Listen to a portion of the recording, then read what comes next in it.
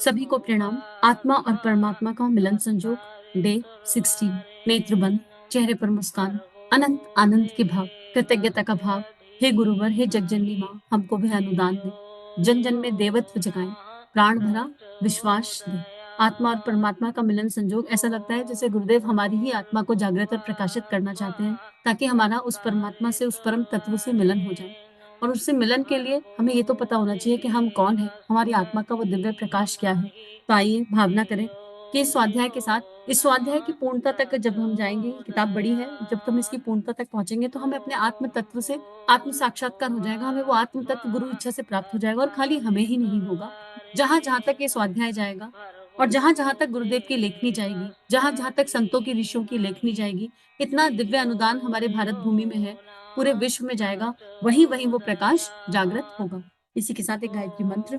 ओम भूर्भुवः स्वः तत्सवितुर्वरेण्यं भर्गो देवस्य धीमहि धियो यो नः प्रचोदयात्। पिछले स्वाध्याय में गुरुदेव ने बताया कि ईश्वर ने सबसे सुंदर चीज बनाई मनुष्य, और मनुष्य बनाने के बाद भगवान के पास कुछ नहीं बचा, क्योंकि उसने अपने जैसे रेप्लिकेटर्स बना दिए। और उसके बाद हमने क्या किया, उन्हें कहानी के साथ समझा, और हमारे पास सारी संभावनाएं ये भी बता दिया, हमारे पास सारे साधन है ये भी बता दिया। और इस दुनिया में जितना भी कुछ आज वैज्ञानिकरण है, वो मानवीय बुद्धि से है, पर उस मानवीय बुद्धि का निर्माण भगवान ने किया। हमको इस बात को तो मानना पड़ेगा। इसमें आगे गुरुदेव लिखते हैं, यह शारीरिक और बौद्धिक क्षमता की बात हुई। अभी भावना क्षेत्र, सूक्ष्म दिव्यता की बात शेष है। भावना का उभार जब प्रेम और आत्मीयता के रूप में प्रस्फुटित होता है, तो प्रतीत होता है कि अमृत स्वर्ग लोक में नहीं, मानवीय अंतःकरण में विद्यमान है। तात्विक प्रेम की गंगा जिस उद्गम में उमड़ती है, वह स्थान शिव के शीर्ष जैसा पवित्र और महान बन जाता है। तात्विक प्रेम की गंगा जिस उद्गम से उमड़ती है, वह स्थान शिव के शीर्ष जैसा पवित्र और महान बन जाता है।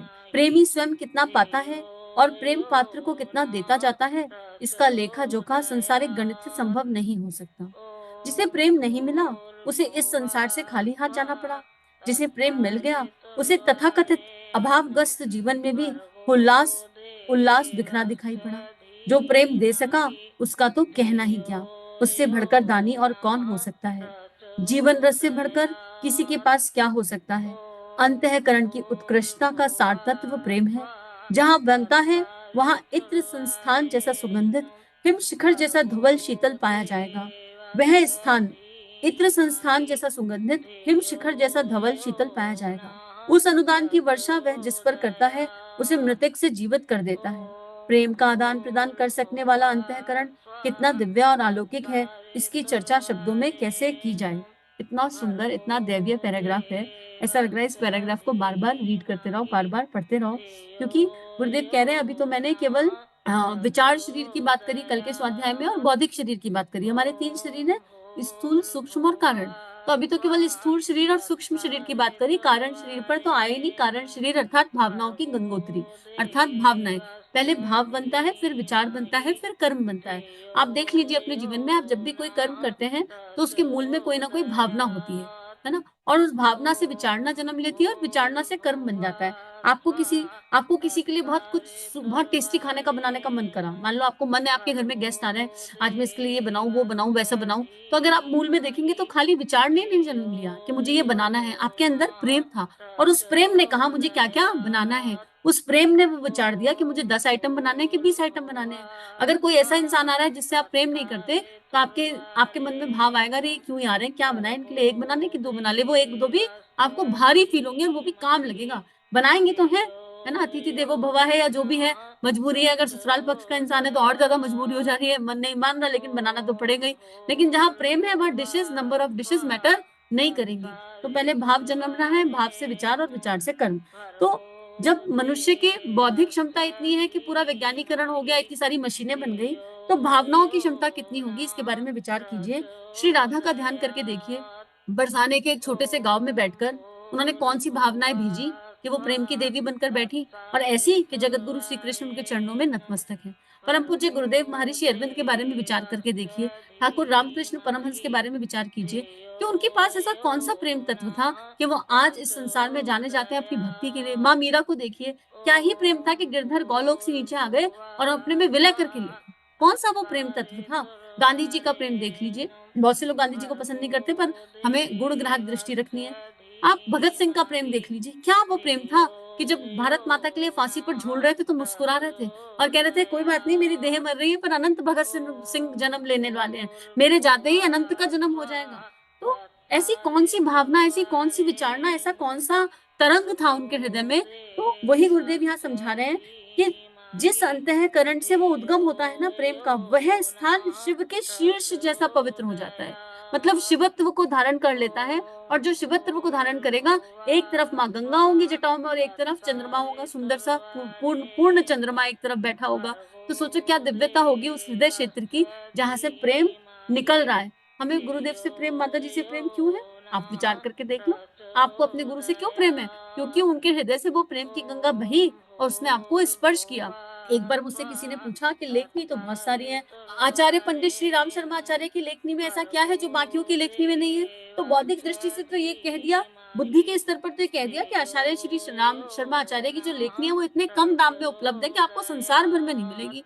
आप एक किताब लेने जाएंगे जो यहाँ पर मैं क्या हूं, मैं पूरा संसार और पूरा ब्रह्मांड है, कितने की किताब है? मुश्किल से 10 रुपए की भी किताब नहीं होगी, 10 में ज्यादा बता रही होंगी, मुझे एग्जैक्ट कॉस्ट नहीं पता, पीडीएफ पे अवेलेबल होगी।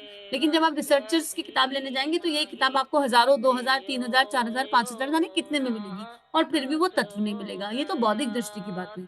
लेकिन अगर भावनाओं की बात करें तो गुरुदेव की लेखनी उनके हृदय में जो प्रेम रूपी स्याही है उससे लिखी गई है। गुरुदेव की लेखनी में अश्रु छुपे हुए हैं, उनका अनंत प्रेम छुपा हुआ है।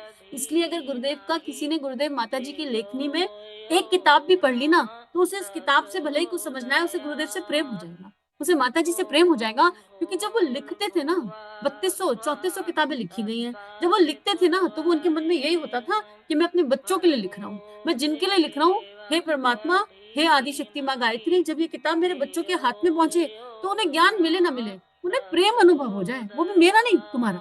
आदि शक्ति जगत जननी माँ गायत्री तुम्हारा प्रेम, दादा गुरुदेव आपका प्रेम, मैं तो हूँ कौन, मैं तो आपके हाथ का यंत्र हूँ। ये प्रार्थना गुरुदेव के हृदय से निकलती थी जब वो गुरुदेव लिखते चले जाते थे। इसलिए उनकी लेखनी बहुत सुंदर है, इसलिए उनकी लेखनी हमारे अंतःकरण को, हमारी आत्मा को स्पर्श करती है। ये एक बहुत फाइनेस्ट डिफरेंस है। और बाकी इसको आपको कैलकुलेटिव रूप से जानना है तो आप पढ़ के देख लीजिए किताबें, 4 किताबें पढ़ के ना आपको प्रेम हो जाए, ना आप शांति कुंज का चक्कर लगाएं, तो बात रही। ये तो बिल्कुल अक्षरक्ष है और ये हृदय से गुरुदेव ही बोल रहे हैं। आप पढ़ के देख लो और आपका अंतःकरण बेचैन हो जाएगा। गुरुदेव ऐसा प्रेम अनुभव करवाएंगे कि सारी तार्किक बुद्धि क्षय हो जाएगी, बह जाएगी। तो लेकिन प्रेम के बारे में ज्यादा कहा नहीं जा सकता, ज्यादा समझाया नहीं जा सकता। प्रेम अनुभव करने की चीज है, और अनुभव करने के लिए थोड़ा तो पढ़ना पड़ेगा, थोड़ा तो सुनना पड़ेगा, थोड़ा तो चिंतन मनन करना पड़ेगा, सारे होमवर्क करने पड़ेंगे।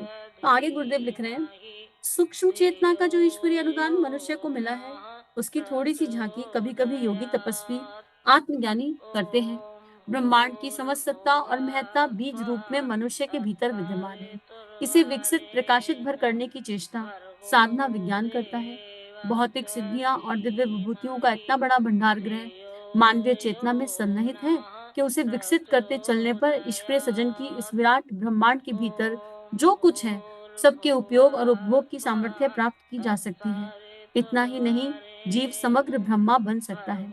कोई मूर्तिकार कोई मूर्ति मूर्तिकार नहीं बन सकती, कोई मूर्ति मूर्तिकार नहीं बन सकती, कोई चित्र चित्रकार नहीं बन सकता, कोई पुत्र पिता का स्थानपन्न नहीं कहलाता। पर मनुष्य को यह सुविधा प्राप्त है कि वह यदि सीधे मार्ग पर चले तो ईश्वर भक्त ही नहीं, वह साक्षात ईश्वर भी बन सकता है। अपने दर्पण में समस्त सृष्टि का दर्शन कर सकता है और अपनी आत्मा में सबको प्रतिष्ठित करके उनके साथ क्रीड़ा कलोल कर सकता है। मनुष्य की संभावनाएं असीम हैं। जितना असीम परमात्मा है उतना ही महान उसका पुत्र आत्मा भी है। परमात्मा का पुत्र आत्मा, और हम सब कौन है? मैं एक आत्मा हूँ, देह क्या है? वस्त्र है, हम सबको पता है।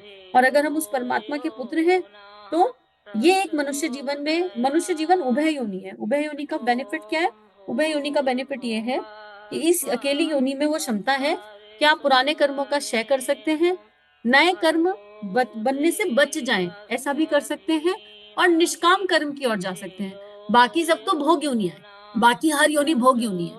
आपने जो पुराने कर्म किए आपको उनको भोगना ही पड़ेगा। लेकिन मनुष्य जन्म इतना दिव्य जन्म है कि यहाँ पर आपकी चॉइस है, आप चाहो तो भोगते रह जाओ, भाई जिनके पास बहुत रुपया पैसा है, बहुत श्री की शक्ति है, अगर वो दैवीय कर्म ना करें और उस रुपये पैसे को भोगते रह जाएं, तो पिछले जन्म का किसी पुण्य है, उस पुण्य को उन्होंने आज इस जन्म पा लिया है, और उसका क्योंकि वो सही यूटिलाइजेशन नहीं कर रहे, तो अगले जन्म वो श्री उनका साथ नहीं देगी, बिल्कुल भी नहीं देगी। तो यहाँ पर यही बात है कि ये एक दिव्य योनि है, उभय योनि, तो यहाँ हम भोग ना करें, हम भोगों से बाहर आ जाएं। पुराने कर्म जो हो गए उनको तो क्षय करना पड़ेगा, उनका प्रारब्ध तो निपटाना पड़ेगा। ग्रेटिट्यूड हम सबको समझ में आ गया है, उस ग्रेटिट्यूड का अभ्यास करना पड़ेगा और निष्काम कर्म की ओर बढ़ना पड़ेगा। निष्काम कर्म पे भी गुरुदेव ने प्रकाश डाला था, हमने पिछले स्वाध्याय में इसके बारे में बात की थी। तो गुरुदेव यही कह रहे हैं कि अटैच नहीं हो और ये समझ जाओ कि तुम कौन हो, अपनी दिव्यता को पहचानो, जानो, समझो और उसके अनुसार आचरण करो, तो फिर सब कुछ संभव है। और नॉर्मल सा साधारण सा बालक आचार्य पंडित श्री राम बन सकता है। एक कारागार में जन्मा नन्हा सा बालक भगवान श्री कृष्ण बन सकता है। जन्म तो मानव देह में लिया, ये तो कहना पड़ेगा। तो क्या पता आप में और मुझ में कौन सी संभावना है, किसके अंदर कौन सा नारायण छुपा पड़ा है, किसके अंदर मीरा छुपी है, किसके अंदर द्रौपदी छुपी है, किसके अंदर कुंती छुपी है, किसके अंदर सूरदास छुपे हैं, किसके अंदर नरसिंह मेहता छुपे हैं। महाकाल और युग निर्माण योजना में गुरुदेव ने साफ साफ लिखा है कि सारी दैवीय आत्माएं कलयुग में दोबारा जन्म ले चुकी है, लेकिन हमारे ऊपर इतनी मिट्टी चढ़ गई कि हम पहचान ही नहीं पा रहे हैं हम कौन है। और क्योंकि हम ये पहचान नहीं पा रहे तो आगे बढ़ नहीं पा रहे। और पहचानने के लिए क्या करना पड़ेगा? उपासना, बैठना सही तरीके से, और साधना, चौकीदारी, अच्छी वाली चौकीदारी। और तीसरा, प्रेम के लिए रोना कल्पना नहीं है, प्रेम देना है। आज के लिए इतना ही स्वाद है, इसको गुरु चरणों में अर्पित समर्पित करते हैं। और सभी को बहुत बहुत सारा धन्यवाद। आप सभी की प्रार्थनाओं के कारण ही ये स्वाध्याय हो रहा है। और अगर आपको अच्छा लग रहा है, आपके जीवन में कोई परिवर्तन आ रहा है, तो आप लोगों से एक ही प्रार्थना होगी कि इस स्वाध्याय को जन जन तक पहुंचाइए। अगर एक एक जना चैनल को 500 लोगों तक पहुंचाएगा तो ये चैनल जल्दी ही बहुत लोगों तक पहुंच जाएगा। इसलिए नहीं कि नेम एंड फेम चाहिए, और अगर आप इसे नेम एंड फेम भी माने तो कोई प्रॉब्लम नहीं है, ये इसमें कोई दिक्कत नहीं है। गुरु जी का काम पहुंचाना है कहीं, तो ये याचना तो की जा सकती है और ये प्रार्थना की जा सकती है कि अगर आपको ये स्वाध्याय अच्छा लगा तो इसे ज्यादा से ज्यादा लोगों तक पहुंचाइए। लोगों से कहिए चैनल सब्सक्राइब करें, लाइक करें। स्वाध्याय समझ में आ रहा है तो ठीक है, और नहीं समझ में आ रहा तो अपनी क्वेरीज लिखें। प्रयास करेंगे कि सबके क्वेश्चंस ले सकें और उनको भी पोस्ट कर सकें। सभी को प्रणाम। इदम सद्गुरुवे नमः, इदम सद्गुरुवे नमः, इदम सद्गुरुवे नमः।